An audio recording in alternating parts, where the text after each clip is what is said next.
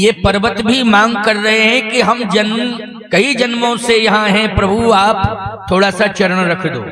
पर्वत, वो भूमि भी कह रही है कि प्रभु आप थोड़ा सा कृपा करके आ जाएं, चरण रख दें। भ्रकुटी से तो सब काम हो जाता, लेकिन चरण रख दें आप, ये भाव है। पर्वतों का भी ये भाव है कि आप चरण रख दें। नदियों का ये भाव है कि आप थोड़ा स्नान कर लें, और झरनों का ये भाव है कि थोड़ा सा जल ग्रहण कर लें। इसलिए जल को गए हैं लखन लरिका, परखों पिए छाए घड़ी को ठाणे। वृक्षों का ये भाव है कि प्रभु थोड़ा सा छाया ले लें। क्यों, क्या भाव है? थोड़ा सा छाया ले लें। भगवान को आवश्यकता कुछ भी नहीं है, लेकिन ये सब चाह रहे हैं। पर्वत, नदियां, वृक्ष, झरने, कीट पतंग, जीव जंतु, पशु पक्षी, मुनि महात्मा, स्थावर जंगम, ये सब चाह रहे हैं कि प्रभु थोड़ा सा चरण रख दें, चरण रख दें, चरण रख दें। सोचो जरा, विचार करो, भगवान सबके प्रति क्या सोच रखते हैं, सबके प्रति उनका क्या भाव है, कितना सुंदर भाव है।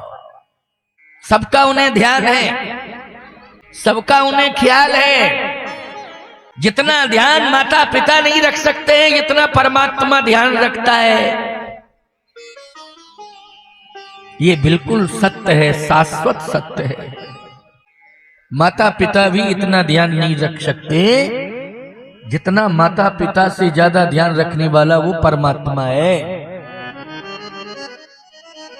सोचिए जरा, विचार करिए।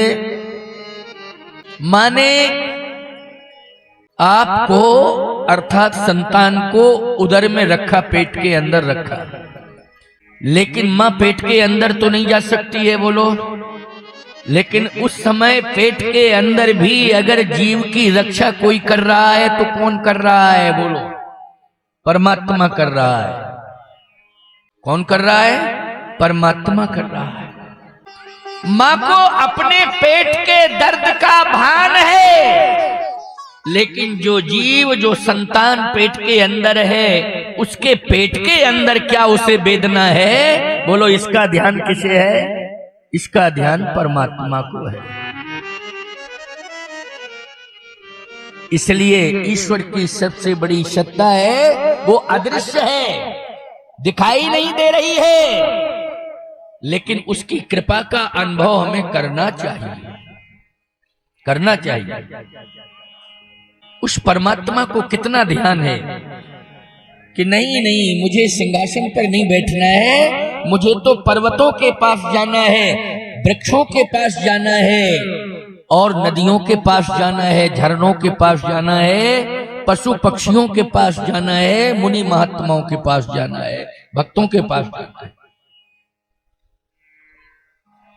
इसलिए भगवान ने कहा, पिताजी की सोच ठीक है, वो राजा हैं। अयोध्या वासियों की सोच है, क्योंकि वो अयोध्या के नागरिक हैं, प्रजा के रूप में हैं। मुझे प्रिय नहीं, यहाँ अति प्रिय हैं लोग, लेकिन फिर भी मैं इनका त्याग करूंगा। ये प्रिय नहीं, अति प्रिय हैं, लेकिन फिर भी मैं त्याग करूंगा। अति प्रिय मोहे यहाँ के बासी, अति प्रिय मोहे यहाँ के वासी, अति प्रिय मोहे यहाँ के बासी, अति प्रिय मोहे यहाँ के वासी। मम धाम दा पूरी सुख राशि, मम धाम दा पूरी सुख राशि, मम धाम दा पूरी सुख राशि, मम धाम दा पूरी सुख राशि। जब जब राम अवध सुध करहीं, जब जब राम अवध सुध करहीं, जब जब राम अवध सुध करहीं, जब जब राम अवधि सुध करही। तब तब बारी बिलोचन भरही। तब तब बारी बिलोचन भरही। तब तब बारी बिलोचन भरही। तब तब बारी बिलोचन भरही। अत प्रिय मोहे यहाँ के वासी। अत प्रिय मोहे यहाँ के वासी। मम धाम दा पुरी सुख राशि। मम धाम दा पुरी सुख राशि। अति प्रिय मोहि यहाँ के वासी। अति प्रिय मोह यहाँ के वासी। मम धाम दा पुरी सुख राशि। लेकिन चाहे प्रिय नहीं अति प्रिय क्यों ना हो, परंतु मैं त्याग करूंगा, अयोध्या का त्याग करूंगा, अयोध्या वासियों को छोड़ के जाऊंगा, माता पिता को छोड़ के जाऊंगा, दौलत खजाना छोड़ के जाऊंगा, लेकिन जाऊंगा अवश्य। भरत जैसे भाई को छोड़ के जाऊंगा। भरत भी मुझे बहुत प्रिय है, लेकिन मैं छोड़ के जाऊंगा। ये जो अयोध्यावासी बार बार मांग कर रहे हैं कि मैं राजा बनूं, राजा बनूं, मैं राजा नहीं बनूंगा, मैं छत्रधारी नहीं बनूंगा, मैं वनवासी बनूंगा।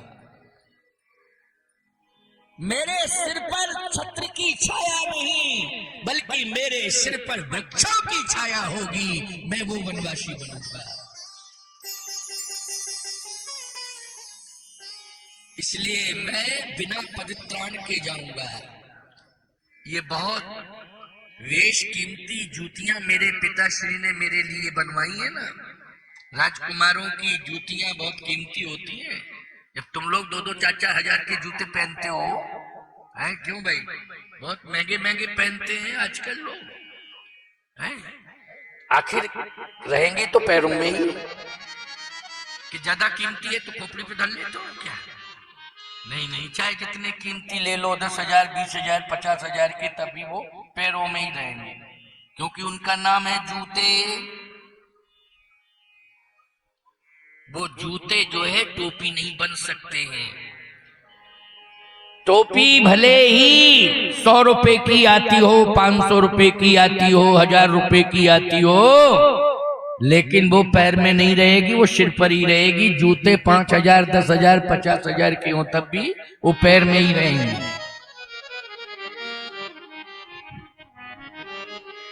प्यारे राम जी ने कहा कि नहीं नहीं, मैं तो बेश कीमती जो जूते हैं इनका भी त्याग कर रहा हूं, पहन के नहीं जाऊंगा।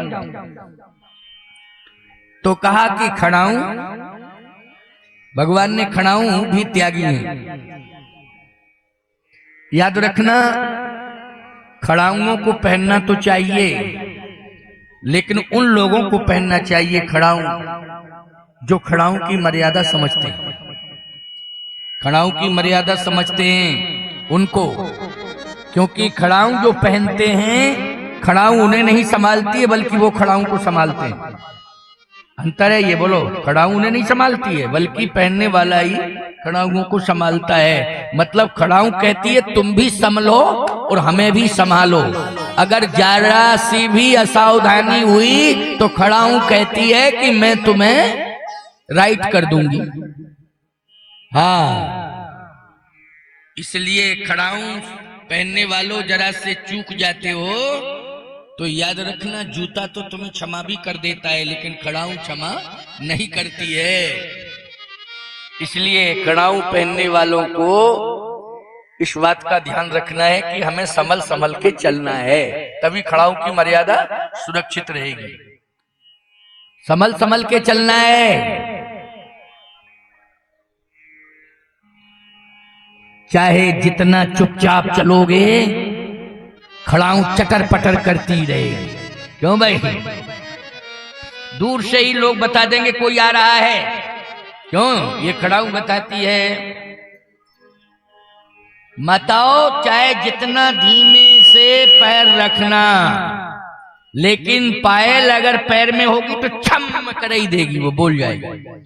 चाहे जितना धीमे पैर रखो, लेकिन पायल अगर पैर में है तो वो छम कर देगी, बता देगी कि कोई आ रहा है। इसलिए बहुओं को पहले पायल पहनाई जाती थी कि बूढ़े बुजुर्ग बैठे हो छम छम करे, समझ रहे थे बहू आ रही है। अब पता ही नहीं चलता कब आई कब चली गई, क्योंकि पायल नहीं है ना, पैरों में पायल नहीं है, पता ही नहीं चलता। बोलो भाई, पता ही नहीं चलता। अच्छा, अब और पता नहीं चलता। पहले बहू के सिर पर घूंघट होता था, अब तो घूंघट है ही नहीं, तो पता ही नहीं कि ये बहू है। पता ही नहीं चल रहा कि ये बहू है। और आपको क्या बतावें, अब तो ये कंडीशन है शहरों में कि पैंट शर्ट पहने हैं तो पता ही नहीं चलता बहन जी हैं कि भाई साहब हैं। अब तो ये कंडीशन और खराब हो गई है।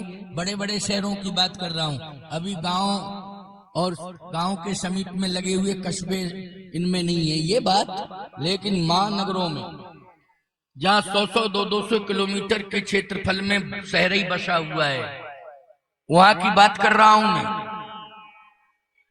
नहीं नहीं नहीं, महात्मा की पहचान वस्त्रों से, बहू की पहचान घूंघट से, पायल से, बोलो मंगलसूत्र से।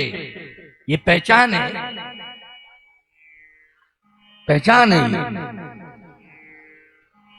इसलिए पहचान समाप्त नहीं होनी चाहिए।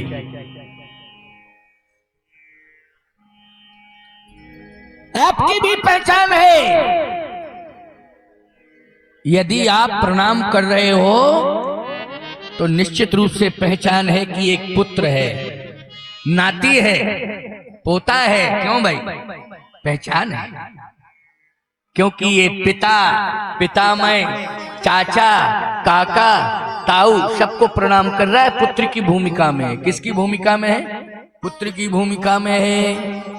और यदि वो प्रणाम नहीं कर रहा है बूढ़े बुजुर्गों को, तो ये समझ लेना चाहिए सबका बाप है, सबका बाप है। क्योंकि संबंध बता रहा है, किसी के सामने झुक नहीं रहा है, न प्रणाम कर रहा है, सबका बाप बन गया। इसलिए ये संबंध और शिष्टाचार से पता चलता है तुम क्या हो। तुम्हारे व्यवहार से पता चलता कि तुम क्या हो। आज राम जी ने कहा कि नहीं, मैं खड़ाऊ भी नहीं पहनूंगा।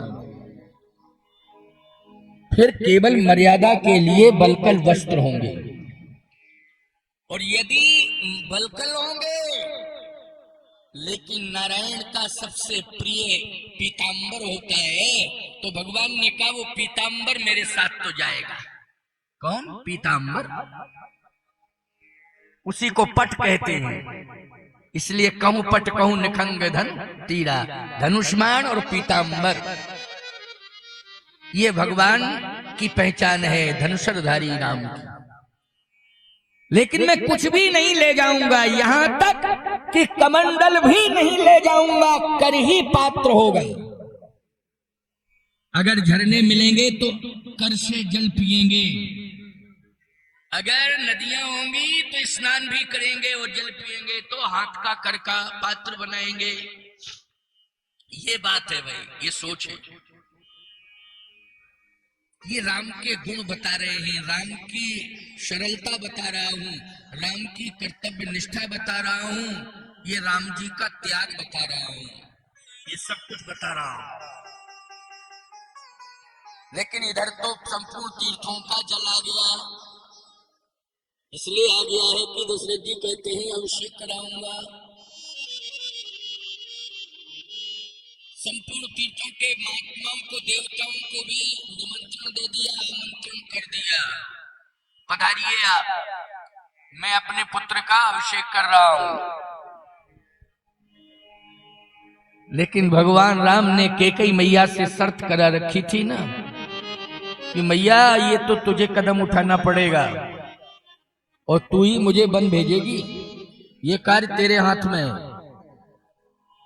कैकेयी मैया ने आश्वासन दिया है, वचन दिया है कि नहीं राम, मैं वचन देती हूं कि तुम्हारा जो संकल्प है वो पूरा हो और इस संकल्प की पूर्ति में मेरी सहभागिता हो, चाहे मुझे कलंक ही क्यों ना लग जाए, लेकिन तुझे संसार में यश मिले। मुझे अपयश मिल जाए लेकिन तुझे यश मिले। अपने को अपयश ले रही है अपने आप को कि मुझे अपयश मिले, लेकिन राम तुझे यश मिले। बहुत बड़ी बात है। अब जब सब तैयारी लग गई तो उर प्रेरक रघुवंश विभूषण भगवान ने प्रेरणा दी किसको? कैकेयी को। और आपको सत्य बतावें, इस प्रेरणा में माध्यम भगवान राम ने सरस्वती को बनाया है। किसको बनाया है? सरस्वती को। इसलिए अवशेक ना हो अवध में तो सरस्वती आई है, और सरस्वती जी ने कैकेयी और सरस्वती के मध्य में मंथरा है। इस मंथरा को भी सरस्वती ने माध्यम बना लिया। नाम मंथरा मंदमति चेरी कैकेयी केरी अजस पिटारी ताही कर गई गिरामती फेर। ये प्रभु राम की व्यवस्था है कि सरस्वती जी आई और प्रेरक रघुवंश विभूषण तब कछुकीन राम रुख जानी। सरस्वती खुद कह रही है तब कछुकीन राम रुख जानी। मैंने कुछ नहीं किया, राम जी की जो इच्छा थी उन्होंने जो करा दिया वो मैंने कर दिया। नाम मंथरा मंदमती चेरी कैकेयी केरी अजस पिटारी ताही कर गई गिरामती फेर। लेकिन याद रखना, इसमें मंथरा को क्या नुकसान मिला? देवताओं को फायदा मिला। मंथरा को क्या नुकसान मिला? सबसे ज्यादा कैकेयी को नुकसान मिला, क्योंकि सुहाग चला गया, सिंदूर चला गया। बोलो नुकसान सबसे ज्यादा किसको मिला? सबसे ज्यादा नुकसान मिला है कैकेयी को, कौशल्या को, सुमित्रा को, क्योंकि इनका सिंदूर चला गया। देवताओं का स्वर्ग बच गया। लेकिन मंथरा को क्या मिला? मंथरा कहती है कि हमने प्रभु तो आपका कार्य किया, लेकिन हमें तो कुछ नहीं मिला। तो भगवान ने कहा कि क्या चाहिए? तो मंथरा बोली हमारी कमर टेढ़ी है, उसको सीधे ही कर देते आप। भाई इतना ही लाभ दे देते कि हमारी कमर टेढ़ी है, उसको सीधा कर देते। भगवान ने कहा कि मैंने रामा अवतार में दर्शन दिया है, अब कृष्णा अवतार में तुम कुब्जा बनोगी तो दर्शन भी देंगे और कमर भी सीधी कर देंगे। कमर भी सीधी कर देंगे, लेकिन थोड़ा धैर्य धारण कर। यही मंथरा जो है कृष्णा अवतार में क्या बनी है? कुब्जा बनी है। और बोलो भगवान ने स्पर्श भी किया है और इसकी जो टेढ़ थी, जो कुबड़ी थी, कुबड़ निकला था, उस कुबड़ को समाप्त कर दिया, मेरुदंड सीधा कर दिया, पूर्ण रूपेण सुंदर और स्वस्थ कर दिया। स्वस्थ भी है, सुंदर भी है, अब दिव्य हो गई, क्योंकि भगवान स्पर्श नहीं करते हैं। बोलो नारी का स्पर्श कहाँ करते हैं? इसलिए प्रभु राम ने कहा कि हम कर नहीं पा रहे हैं, क्योंकि रामा अवतार में मोयत से प्रतीत मन केरी जहे सपने ऊपर नारी न हेरी। रामा अवतार में मैं स्पर्श नहीं कर सकता हूं, और कृष्णा अवतार में बिल्कुल राइट कर दूंगा। इसलिए कुब्जा को सुंदर बना दिया, दिव्य बना दिया। मंथरा को भी मिल गया, लेकिन युग परिवर्तन में मिला। त्रेता के बाद जब द्वापर आया तब मिल गया इसको, थोड़ा इंतजार करना पड़ा। लेकिन कैकेयी को तो वैधव्य मिला। क्या मिला? वैधव्य। दशरथ जी के प्राण जा रहे हैं। अच्छा, एक बात आपको बतावे, कैकेयी के बारे में लोग कुछ भी कहें, लेकिन जिस प्रकार से कैकेयी का व्यक्तित्व है, निश्चित रूप से उसके हृदय के अंदर कठोरता नहीं है, कोमलता भी है। बाहर से वो कठोर प्रतीत हो रही है, लेकिन कोमलता है। अच्छा, श्रीफल, फलों में श्रीफल सबसे ज्यादा महत्वपूर्ण होता है। नारियल, बोलो भाई कौन सा फल? नारियल। नारियल ऊपर से कठोर होता है, अंदर से, जल्दी बोलो, ग्राही है कि नहीं? अंदर से बोलो। ऊपर का भाग नहीं है ग्राही, अंदर का भाग कितना महत्वपूर्ण है। अंदर उसमें जल भी है, मधुरता भी है, स्वाद भी है और प्रसाद भी है। बोलो है कि नहीं? श्रीफल मानी नारियल। और फल चाहे जितने आप पूजन में ला दो, लेकिन नारियल नहीं होगा, श्रीफल नहीं होगा, तो याद रखना अपूर्णता रहेगी। ऐसे ही रामचरितमानस में तीनों माताएं हैं, लेकिन राम को जन्म देने में माध्यम कौशल्या बन गई। लेकिन राम के विस्तार में अगर कोई माँ आगे आई है तो वो कैकेयी माँ है। प्यारे, कैकेयी माँ है। ऊपर से कठोर है, लेकिन अंदर से बहुत कोमल है, बहुत कोमल है। कैकेयी माँ ने कहा कुछ भी हो जाए। दशरथ जी भी नहीं समझ पा रहे हैं कि ये हो क्या रहा है। इसे केवल कैकेयी माँ समझ रही है और राम समझ रहे हैं। दशरथ जी भी नहीं समझ पा रहे हैं। अच्छा, और महात्माओं में केवल वशिष्ठ जी समझ रहे हैं और कोई नहीं। केवल वशिष्ठ जी महाराज, वो जान रहे हैं कि राम का अभिषेक नहीं होना है, राम का वनवास होना है। कैकेयी माँ जान रही है कि राम का वनवास होना है, दशरथ जी नहीं जान पा रहे हैं। इसलिए दशरथ जी कहते हैं कैकेयी, राम यदि, देखो एक बात ऐसी कही दशरथ जी ने कि कैकेयी बदल जावे, परिवर्तन हो जावे इसमें। जैसे आप अपने पति से कुछ डिमांड कर रही हैं, मांग रही हैं, और वो पति कहता है कि नहीं मैं नहीं कर पाऊंगा डिमांड पूरी, तो तुम कहती नहीं करना पड़ेगा, करना पड़ेगा, करना पड़ेगा।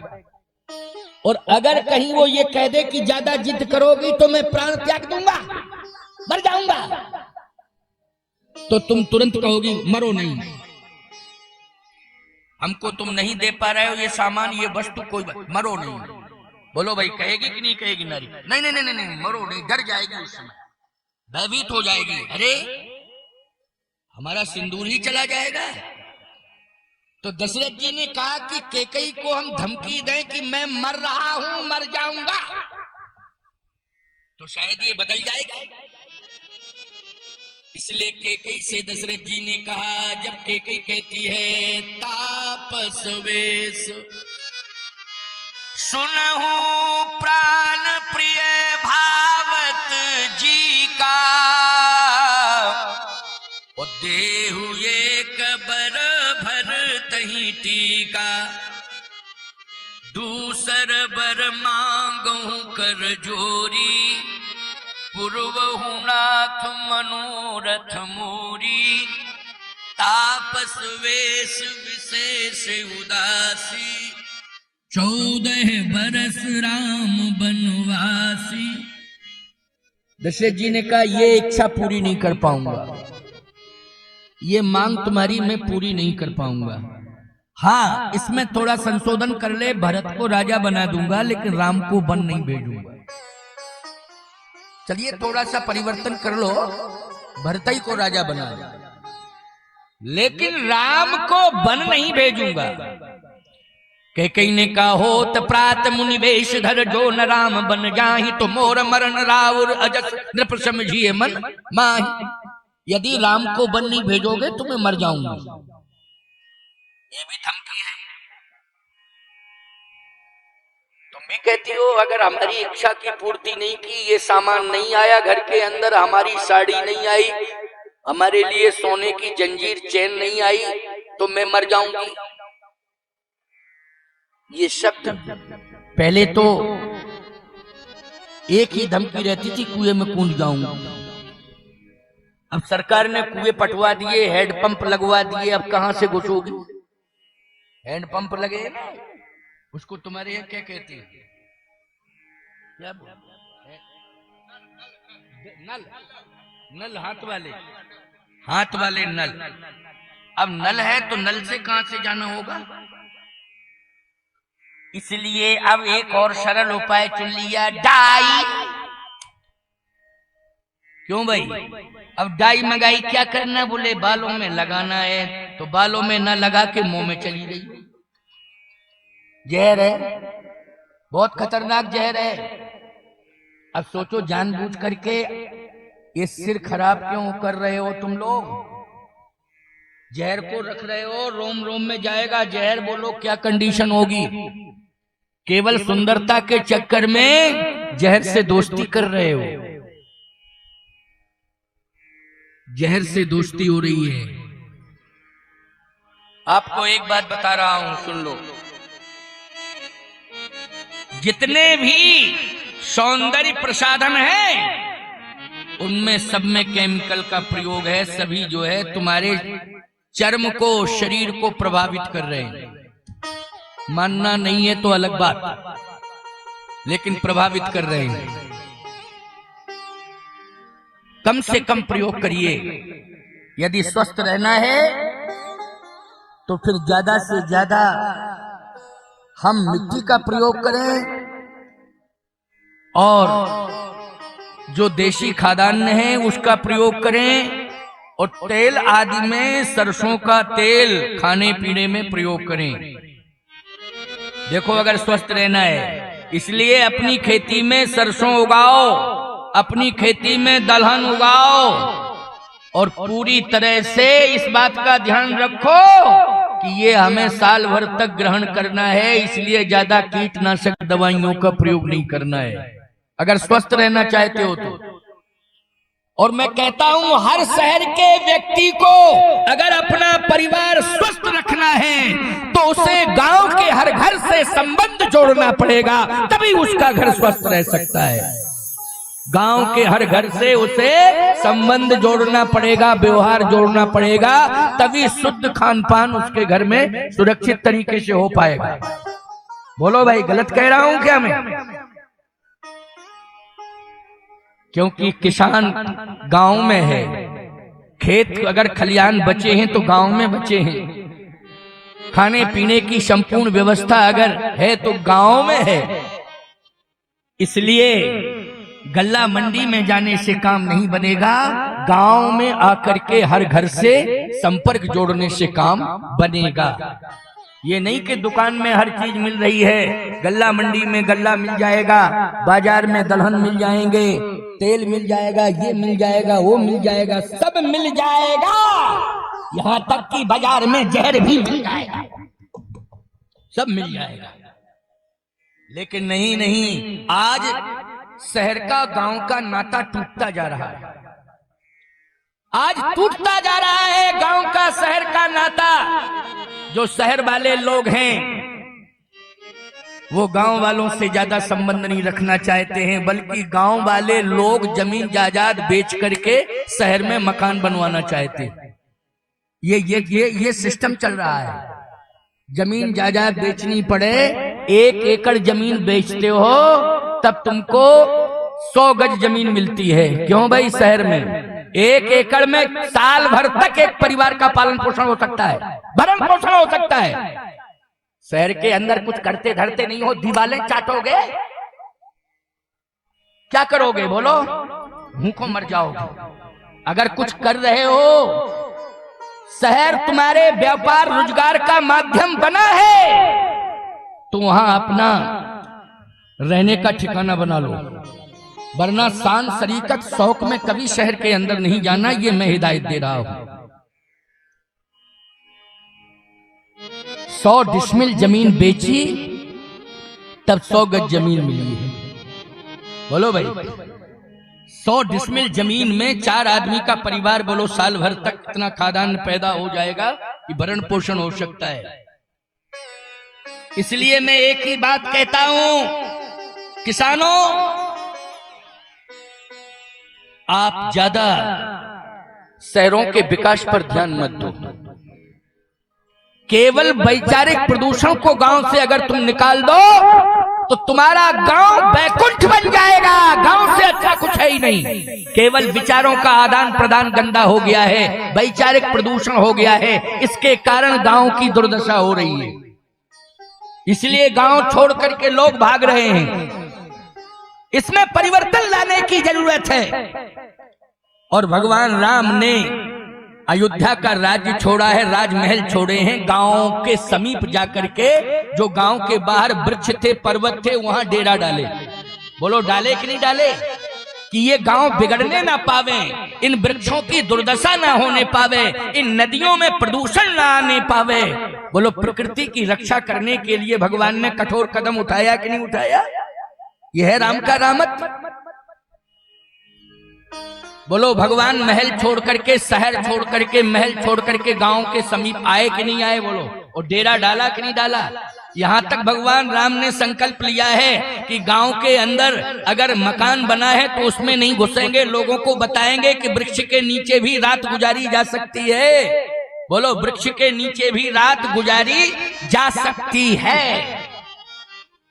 यह है राम का आदर्श। इसलिए श्री राम ने ये करके दिखाया। इसलिए भगवान उतरा है धरती पर, यानी पूरी सृष्टि को उपदेश देने के लिए, मार्गदर्शन देने के लिए उसने नर लीला की। नहीं, आवश्यकता कुछ नहीं थी, बैठे बैठे सब कुछ भगवान कर देता, लेकिन नहीं, परिवर्तन करना है। क्योंकि आज व्यक्ति के विचार बिगड़ रहे हैं। प्रकृति में और जीव में भिन्नता और द्वंद्वता छिड़ी हुई है। इंसान कह रहा है हम वृक्षों तुम्हें बचने नहीं देंगे, और वृक्ष कह रहा है तुम हमें बचने नहीं दोगे तो हम तुम्हें ऑक्सीजन भी नहीं दे पाएंगे, मरना पड़ेगा। बोलो भाई, ये द्वंद्व छिड़ा हुआ है कि नहीं? तुम वृक्षों को नष्ट कर रहे हो, तुम्हारी हर श्वास प्रभावित हो रही है, और याद रखना ऑक्सीजन लेवल तुम्हारा घटता जा रहा है केवल वृक्षों के अभाव में। भगवान ने कहा संतुलन बनाना है, वृक्षों का आदर करना है, नदियों का आदर करना है, और जन जन में उनके प्रति आस्था भरनी है। ये राम का चयन है, ये राम का आदर्श, ये राम की सोच है। तो कैकेयी ने कहा कि अगर राम को वन नहीं भेजोगे तो मैं मर जाऊंगी। इसलिए सूर्य की किरण नहीं निकलनी चाहिए, इसके पहले राम जी अयोध्या छोड़ दें। दशरथ जी ने कहा कि मैं भी जरा एक ऐसी धमकी दे दूं कैकेयी को कि ये तुरंत ही डिसीजन बदल ले और राम रुक जाए, बन न जाए। दशरथ जी ने कहा राम यदि गए तो मैं प्राण त्याग दूंगा, राम यदि बन गए तो मैं प्राण त्याग दूंगा। कैकेयी बोली राम नहीं गए बन तो मैं प्राण त्याग दूंगी। तो दशरथ जी ने कहा कि मैं प्राण त्याग दूं, तू बर्दाश्त करेगी? कैकेयी ने कहा प्राण रोकने की क्षमता हमारे अंदर नहीं है, प्राण रोकने की क्षमता हमारे अंदर नहीं है। ना मैं प्राण डाल सकती हूं और ना प्राण रोक सकती हूं, ये मेरे अंदर थोड़ी है क्षमता।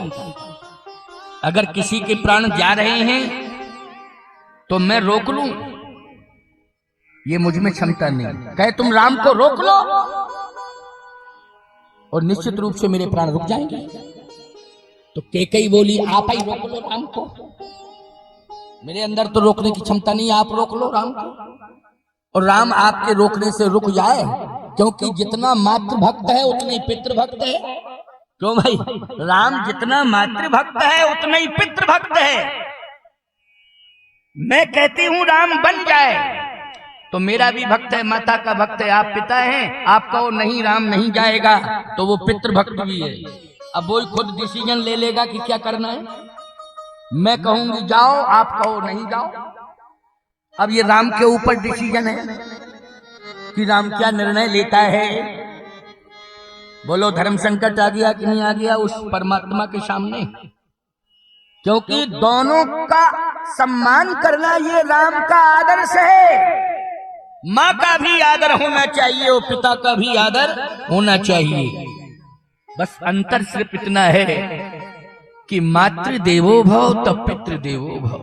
मातु पिता गुरु नावही माता, बस इतना ही अंतर है। लेकिन सम्मान दोनों का, सम्मान में कोई कमी नहीं रहेगी। आज्ञा का पालन होगा, अवज्ञा हो नहीं सकती है।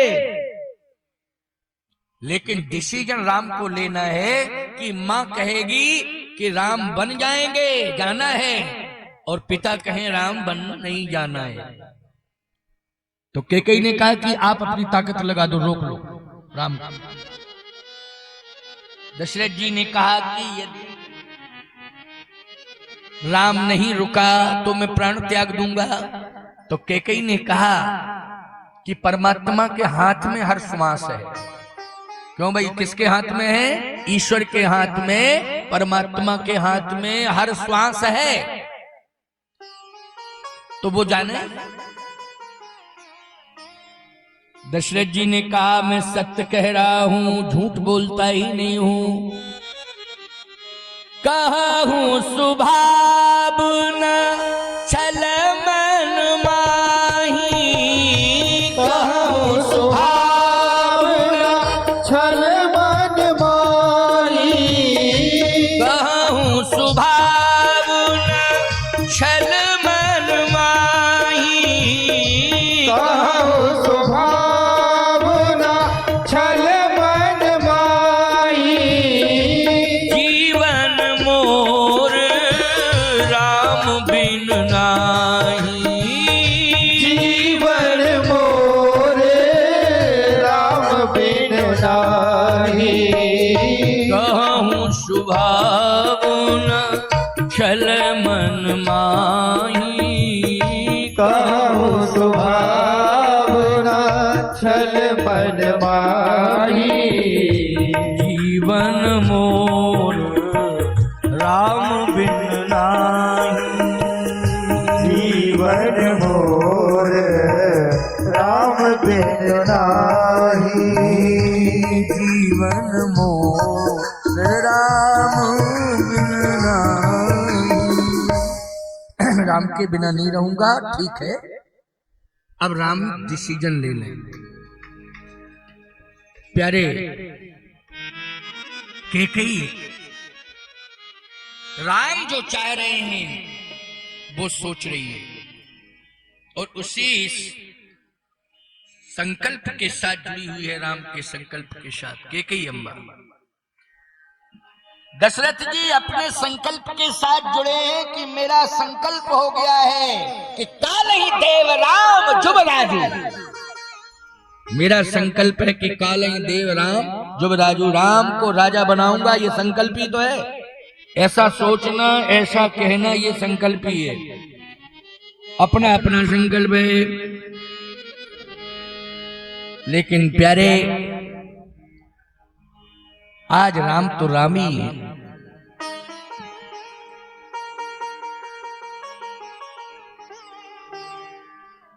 अब रात भर हो गया। दशरथ जी रोते रोते रोते रोते रात निकाल देते हैं, क्योंकि शाम को कोप भवन में प्रवेश किए थे। सांझ समय सानंद नृप गयो कैकेयी गे। तो सांझ का अर्थ क्या है?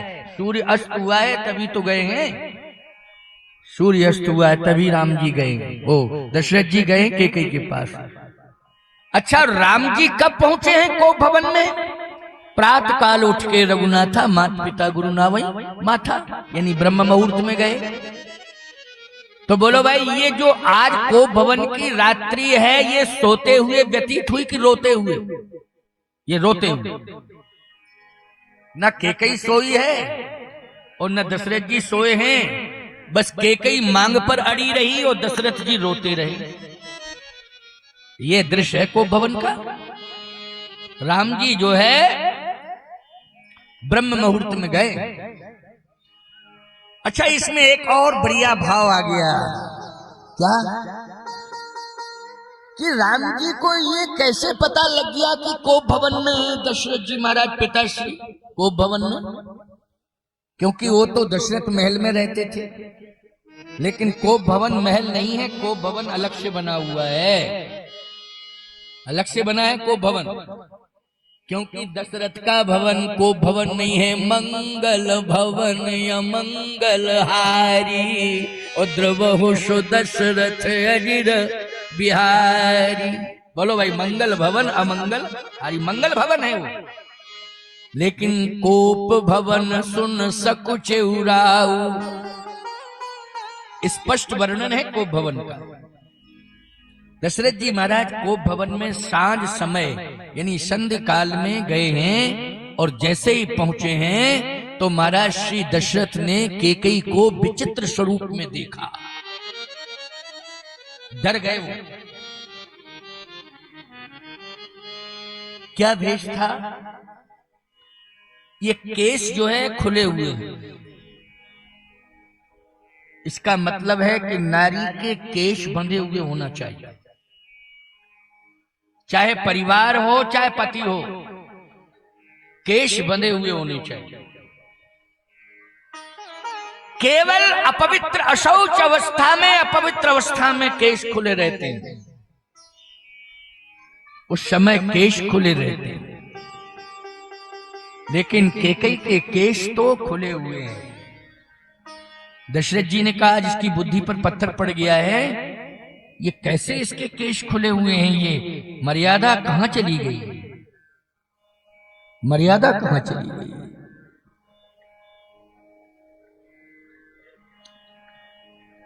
तो आज माताओं, ये केशों का बंधन मर्यादा है, इसलिए जूड़ा होना चाहिए, चोटी होनी चाहिए, जूड़ा होना चाहिए। ये नारी जगत के लिए मर्यादा है। लेकिन केकई ने आज केशों को खोल दिया। दूसरी बात यह है कि नेत्रों में क्रोध नहीं होना चाहिए। नारी के नेत्रों में क्रोध नहीं होना चाहिए, करुणा होनी चाहिए। इसलिए नारी के आंसू डबडबाते रहते हैं, नेत्र डबडबाते रहते हैं आंसुओं के कारण, है करुणा है। जरा सी कोई बात आ जाती तो टप टप आंसू निकलने लगते, ये करुणा ही तो है। नारी के आंखों में क्रोध नहीं रहता है, करुणा रहती है, इसलिए आंसू नेत्रों के अंदर रहते हैं। थोड़ी सी कोई बात हो जाती है तो टप टप आंसू गिरने लगते हैं। केस जो है बंधे हुए होते हैं, लेकिन आजकल केस बंधे ही नहीं पा रहे। कटिंग छटिंग सेटिंग कहां से बंधेंगे केस? कैसी कैसी परंपरा आ गई है, परंपरा का पता ही नहीं चल रहा कैसी कैसी। तुम्हारी भी चोटी दिखाई नहीं दे रही है, और आज नारी जगत में भी ऐसी भिन्नता आ गई है मर्यादा में कि आज उसकी भी चोटी प्रभावित हो गई है। इसलिए ध्यान रखना है, सिर ढका हो और सुहागवती नारी के मस्तक पर सिंदूर लगा हो, और उसकी वाणी में सरसता हो। उसके समान कोई महान नहीं है। इसलिए तुम्हें मां बनाने के लिए वो परमात्मा भी आज तैयार है कि मैं मां बनाऊंगा, धरती पर रहने वाली नारी को ही मैं मां बनाऊंगा। याद रखना, वैकुंठ में कोई मां नहीं है, उसकी धरती पर ही मां है। बोलो है कि नहीं? कहां रहती है मां?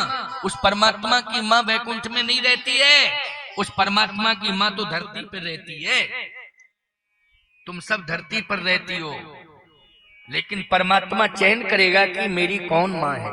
जिसके अंदर मर्यादा है वही परमात्मा की माँ है। आज दशरथ जी में और कैकेयी जी में वार्ता हो रही है। रात्रि व्यतीत हो गई लेकिन कोई भी समाधान नहीं निकला। ब्रह्म वेला शुरू हुई। इधर पूरी अयोध्या की जनता महाराज चक्रवर्ती का दर्शन करने के लिए आई है। प्रतिदिन आते हैं अयोध्यावासी कि महाराज का दर्शन करावें, लेकिन आज अयोध्यावासियों की भीड़ लगी है। चक्रवर्ती सम्राट आए नहीं, निकले ही नहीं है। सुमंत जी महाराज से पूरी जनता कह रही है, अयोध्या की प्रजा कह रही है कि महाराज कहाँ हैं? राजा का दर्शन नहीं हो रहा है, महाराज का दर्शन नहीं हो रहा है। सुमंत जी जाओ, आज सोए हुए हैं, जगाओ जगाओ जाके। रोज तो जाग जाते थे लेकिन आज नहीं जागे हैं, सोए हैं। पछले पहर भूप नित जागा, आज हमें बड़ अचरज लागा। अयोध्या की जनता कह रही है कि नित्य जो है ब्रह्म मुहूर्त में जागते थे लेकिन आज नहीं जगे। आश्चर्य हो रहा है, बीमार हो गए हैं क्या, इसलिए सो रहे हैं। सुमंत जी ने कहा पता लगाता हूं। अब सुमंत जी पता लगा रहे हैं तो महाराज महल में नहीं है। सुमंत जी ने कहा फिर आखिर है कहा? तो याद रखना, कोप भवन की ओर कुछ श्वासें लंबी लंबी सुनाई दे रही थी और उसमें एक शब्द था, राम राम राम राम। ये दशरथ जी की आवाज। सुमंत जी ने कहा आवाज तो इस भवन में आ रही है, वो था कोप भवन। सुमंत जी गए, देखा तो मूर्छित पड़े हैं, राम राम राम राम। सुमंत जी को कैकेयी ने देखा तो सुमंत जी ने प्रणाम करते हुए कहा कि महाराज की तबीयत बिगड़ गई है, क्या तकलीफ है, कौन सी परेशानी है? कैकेयी ने कहा परेशानी कुछ नहीं है, केवल एक ही परेशानी है, राम राम राम राम राम राम रट रहे हैं। तो मैं यही तो कह रही हूं कि राम ब्रह्म बेला में ही आएगा। मर्यादा पुरुषोत्तम है ना, वो याद रखना, ये मर्यादा है। राम 27 साल के हैं, इसलिए वो भी जानते हैं कि मेरे माँ बाप जो है ब्रह्म मुहूर्त में जाग जाते हैं। नींद डिस्टर्ब नहीं करना है। रात्रि में कभी किसी को किसी की भी नींद डिस्टर्ब नहीं करना चाहिए। रात्रि सोने के लिए बनाई है। रात्रि किसके लिए बनाई है? सोने के लिए बनाई है। दिन किसके लिए बनाया है? श्रम करने के लिए बनाया है। इसलिए दिन में श्रम करो और रात्रि में प्रेम से सो, भरपूर नींद लो। इसलिए राम क्या अपने माता पिता की नींद खराब करेगा? नहीं, राम तो समय से आएगा। तो महाराज तो आज ज्यादा व्यथित लग रहे हैं। कहा? इसलिए लग रहे हैं कि वो राम राम राम राम राम राम इसलिए कह रहे हैं कि राम बन ना जाए, बन ना जाए। तो दशरथ जी ने जैसे ही सुना तो थोड़ी सी चेतना आई कि क्या बोल रही है? हाँ ठीक तो बोल रही हूँ, आप ही तो कह रहे राम बन ना जाए। तो सुमंत जी ने कहा राजा बन जाए, राजा बन जाए। लेकिन कैकेयी कहती है कि महाराज कह रहे हैं राम बन ना जाए, बन ना जाए, बन ना जाए। समझ लेना इस अर्थ को, शब्दों को समझना जरा। सुमंत जी ने कहा कि नहीं, राम को तो राजा बनना है, राम राजा बन जाए, बन जाए, बन जाए। लेकिन कैकेयी कहती इनसे पूछो, ये मैं यही तो कह रही हूं कि राम बन जाए, बन जाए, लेकिन ये कह रहे बन ना जाए, बन ना जाए, बन ना जाए। अब सुमंत जी का दिमाग खराब है कि ये हो क्या रहा है, समझ में नहीं आ रही बात। अब सुमंत जी को देखा दशरथ जी ने, कहा सुमंत बात यह है, मैं कहता हूं कि राम सिंहासन पर बैठ जावे, राजा बन जाए, और ये कहती है नहीं राम बन में जाए। तो मैं राम को बन जाते हुए नहीं देख सकता हूं। कैकेयी ने कहा कि बात यह है कि राम राजा बन जाए कि राम हर युग में बन जाए, केवल त्रेता में अयोध्या का राजा ही ना बन जाए। जब जब भी युग परिवर्तन हो तब तक हर युग में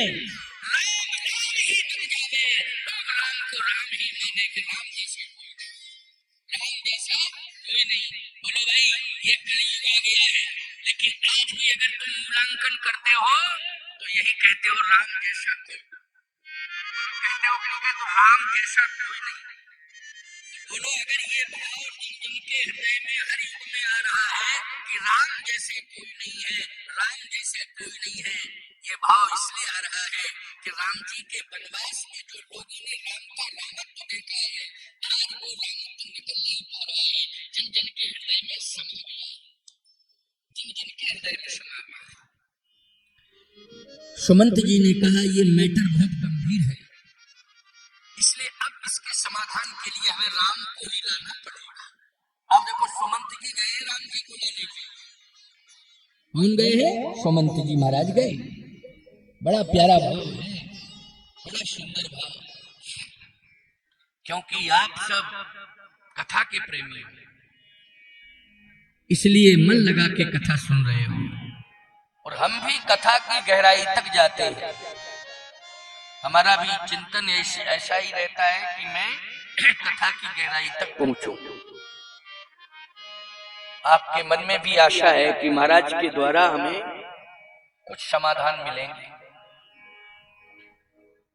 तो प्रिय भक्तों, सुमंत जी राम जी के पास जा रहे हैं। अब राम जी तो ब्रह्म बेला में प्रणाम करने के इंतजार में हैं, लेकिन सुमंत जी को देखा तो आदर कीन पिताशम लेका, आदर कीन पिताशम लेका दौड़ पड़े और चरण पकड़ लिए सुमंत जी के। सुमंत जी महाराज के चरण पकड़ लिए, कहा कि पिताजी नहीं मिले तो आप मिल गए, आपको ही हम पिता मान के प्रणाम कर रहे हैं, आपको ही पिता मान के प्रणाम कर रहे हैं। सुमंत जी की आंखों में भी आंसू आ गए, टप टप गिरने लगे कि कितना आदर्शवादी है राम, कि देखो हमें पिता का सम्मान दे रहा है, पिता का सम्मान दे रहा है, कितना आदर्शवादी है। आदर कीन पिता सम देखा है, पिता के समान सम्मान दिया, लेकिन उदास चेहरा देखा सुमंत जी महाराज का, तो प्रभु राम ने कहा कि आप उदास क्यों हैं? इसलिए उदास हैं कि चक्रवर्ती सम्राट इस समय मूर्छित पड़े हुए हैं, आपके पिता। भगवान राम ने कहा कारण क्या है? सुमंत जी ने कहा कारण स्वयं चल के समझो। जैसे ही सुमंत जी ने कहा तो आज फिर भगवान श्री राम पुनः प्रस्थान करते हैं, पिता को प्रणाम भी करेंगे, पिता की समस्या का समाधान भी करेंगे, प्रणाम भी करेंगे और समाधान भी करेंगे। देखा भगवान राम ने पिताजी मूर्छित पड़े हैं, कैकेयी अम्बा समीप में बैठी हैं, लेकिन राम जी जानते हैं कि कैकेयी अम्बा सब कुछ मेरे लिए कर रही हैं, सब कुछ मेरे लिए कर रही है, सब कुछ मेरे लिए कर रही है। लेकिन फिर भी मां से पूछ रहे हैं, मोहि कहु मात तात दुख कारण, मोहि कहु मात तात दुख कारण, मोहि कहु मात तात दुख कारण, मोहि कहु मात तात दुख कारण, करिए जतन जहीं होय निवारण, करिए जतन जहीं होय निवारण, करिए जतन जहीं होय निवारण, करिए जतन जहीं होय निवारण, मोहि कहु मातु तात दुख कारण, मोहि कहु मात तात दुख कारण, करिए जतन जहीं हो ये निवारण, करिए जतन जहीं हो ये निवारण। मैया पिताजी के दुख का कारण बताओ और मैं निवारण करूं। तो कैकेयी ने कहा कोई बड़ी बात नहीं है, छोटी सी बात है।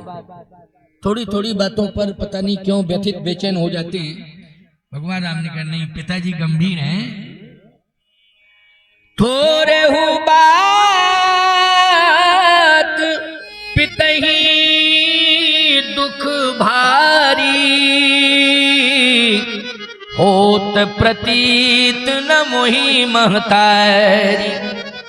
थोड़ी सी बात पर पिताजी इतने गंभीर रूप से चिंतित हो जाएं और व्यथित हो जाएं, हमें विश्वास नहीं हो रहा है। कोई बड़ी बात है, अब तू बता नहीं रही है, मैया बता दे। कैकेयी ने कहा राम, मेरे अंतर मन की इच्छा है कि तू बन जाए, लेकिन तेरे पिता की इच्छा है कि राम सिंहासन पर बैठ जाए। अब सिंहासन पर बैठ जाए और मेरी इच्छा है राम बन जाए, क्योंकि सिंहासन पर बैठने के बाद लोग बनते नहीं हैं, बिगड़ते हैं। ज्यादातर चांस बिगड़ने के रहते हैं। कम ही ऐसे व्यक्तित्व होते हैं जो सिंहासन पाकर के अभिमान नहीं करते हैं और भारत माता के सम्मान की रक्षा करते हैं। कुछ ही लोगों की सोच रहती है प्यारे, कुछ ही लोगों की सोच। लेकिन राम,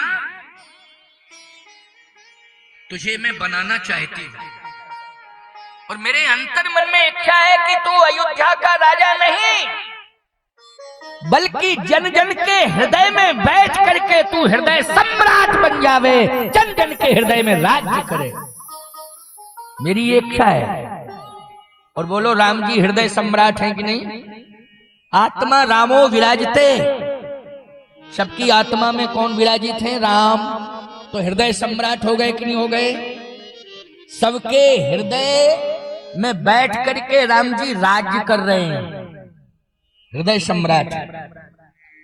ऐसा कोई राजा नहीं हुआ है राजतंत्र में, चाहे शास्त्र ग्रंथ पुराण वेद शास्त्र उपनिषद सब उठा के देख लीजिए, जो हृदय सम्राट बना हो।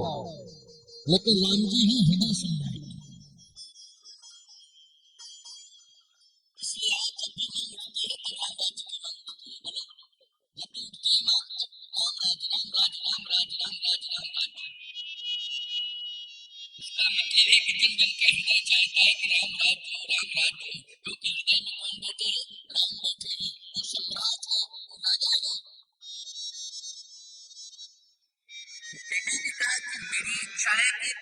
हृदय सम्राट बने और तेरे पिता की इच्छा है ये चक्रवर्ती सम्राट बने। कैकेयी की इच्छा हृदय सम्राट और दशरथ जी की इच्छा है चक्रवर्ती सम्राट।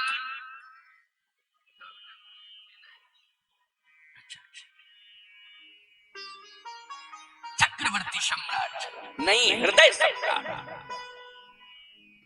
भगवान राम ने कहा मैया तेरी सोच बड़ी उत्कृष्ट है, बस तेरे सोच में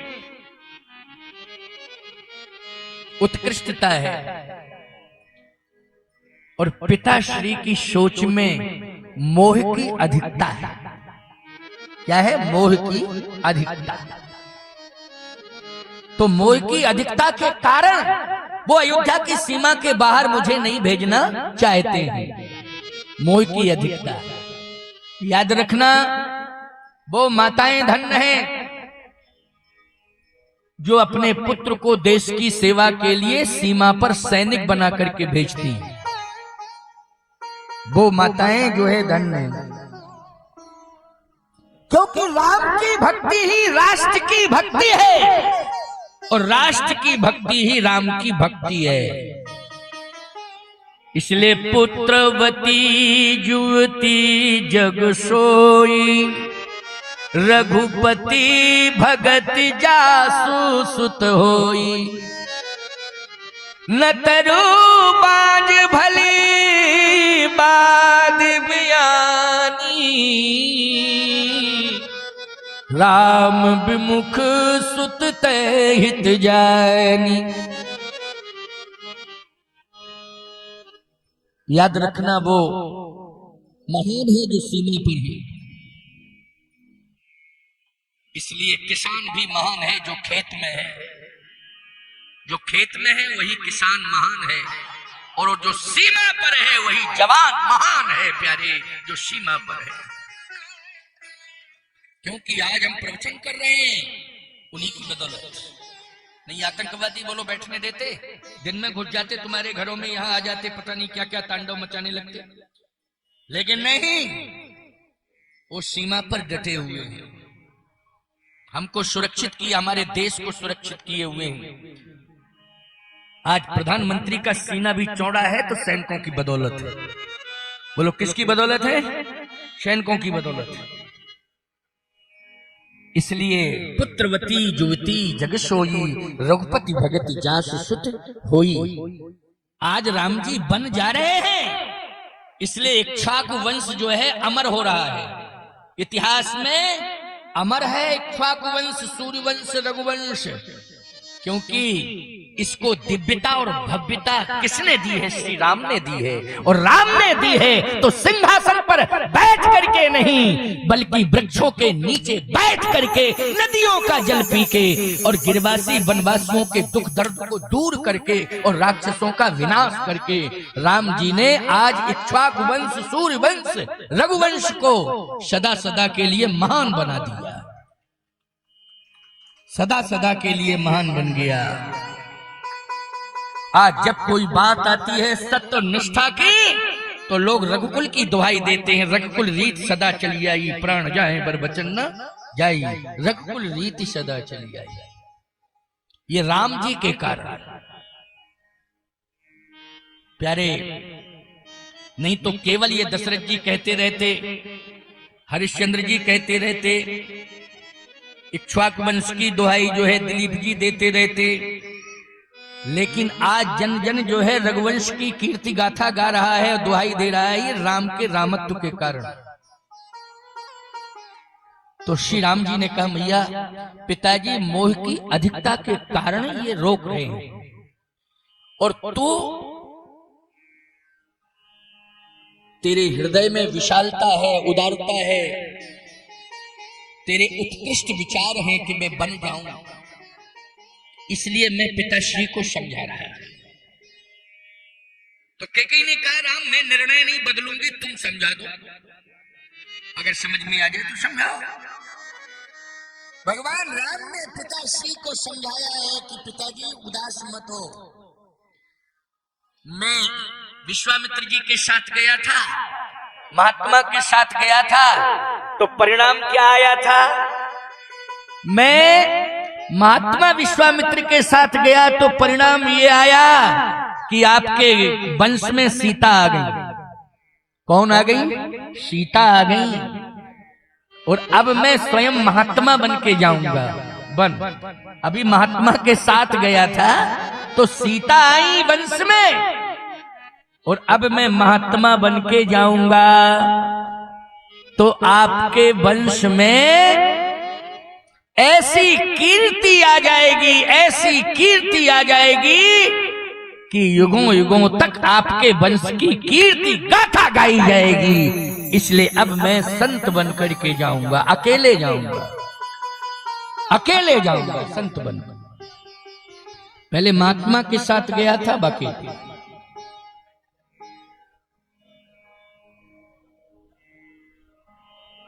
क्योंकि इनको पीछे कथा सुनवाओ तो ज्यादा अच्छा रहेगा। कोई बात नहीं है, बैठ गए तो, लेकिन डिस्टर्ब नहीं करना। हाँ बस, बाकी बैठने बैठने में कोई दिक्कत नहीं है। लो डिस्टर्ब ही करने, ऐसे ऐसे करने। क्या सुना दें इनको? सुनावे कि तुम्हें सुनावे? जाओ पीछे जाओ उधर, क्योंकि सभा में बोध नहीं है बैठने का, तो जबरदस्ती नहीं बैठना चाहिए। सब सभा को डिस्टर्ब कर रहे हो। उधर नियंत्रण रखो, उन पर बैठो, कह दो पीछे बैठ जाओ, इतनी जगह तो पड़ी है। हाँ मैं समझ रहा हूं विक्षिप्त तो है, तो अब क्या करोगे, लेकिन फिर भी पीछे बैठ जाए कोई बात नहीं, हो जाता है, क्योंकि विक्षिप्तता के कारण जो है संतुलन बिगड़ता है, कोई बात नहीं। आइए सुनिए, हम लोग सुने। श्री राम जी ने कहा कि मैं पिताजी को समझा रहा हूं, पैर पकड़ लिए भगवान ने और कहा पिताश्री आप दुखी मत हो, मैं बन तो जाऊंगा, लेकिन वचन दे रहा हूं कि समय से ही वन से वापस भी आऊंगा, समय से आऊंगा। जब विश्वामित्र जी के साथ गया था तो आपने इंतजार किया था ना मेरे लौटने का, लेकिन मैं वचन देता हूं कि विश्वामित्र जी के साथ में जनक नंदिनी जानकी सीता को लेके आया हूं, लेकिन अब मैं अकेला महात्मा बन के जाऊंगा, तो लंका से जब वापस लौटूंगा तो शांति रूपी सीता को लेकर के आऊंगा। शांति रूपी सीता, हर जगह शांति शांति शांति शांति शांति, इसलिए शांति सीता समानीता आत्मा रामो विराजते, शांति सीता कहा है। वेदांत में सीता को क्या कहा, शांति। तो शांति रूपी सीता को अभी भूमि पुत्री सीता को लेके आया हूं, जनक नंदिनी सीता को लेके आया हूं, लेकिन 14 साल बाद शांति रूपी सीता को लेके लौटूंगा।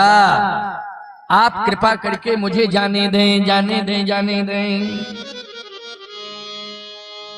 दशरथ जी ने कहा राम मैं कुछ नहीं कह पाऊंगा, बस राम जी प्रणाम करके चल दिए। दशरथ जी के स्वर से एक ही शब्द निकला, राम चले बन,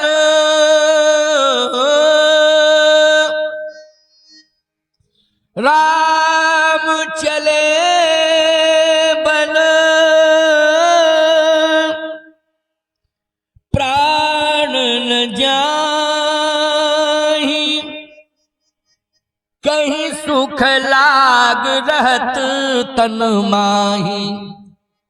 हे प्राण तुम राम के साथ जाओ, राम सामने जा रहा है, वो वन जा रहा है, अयोध्या छोड़ के तुम निकलो और राम के साथ जाओ। लेकिन प्राण कहने लगे कि नहीं निकलूंगा, नहीं निकलूंगा, नहीं निकलूंगा। दशरथ जी ने कहा क्यों नहीं निकलोगे, अभी तक मैंने तुम्हें सुख दिया है, संसार के संपूर्ण सुखों को तुमने लिया है, अब कोई सुख बाकी बचा हो तो बताओ जिसके कारण तुम नहीं निकल रहे हो मेरे शरीर से। तो प्राण ने कहा सुख तो सब ले लिया है, तो फिर क्यों नहीं निकल रहे हो। कहा श्राप जो है, प्राण नहीं, प्राण कहते हैं श्राप नहीं निकलने दे रही है, श्रवण कुमार के माता पिता का श्राप। ये कह रही है तड़प तड़प करके निकलूंगा, तड़प तड़प करके। क्यों, श्राप ने क्या कहा था कि पुत्र के वियोग में जैसे तड़प तड़प करके मैं प्राण त्याग रहा हूं, हे दशरथ तुम भी पुत्र के वियोग में तड़प तड़प करके प्राण त्यागोगे, सहज में तुम्हारे प्राण नहीं निकलेंगे। क्यों भाई, ये सत्य है कि नहीं।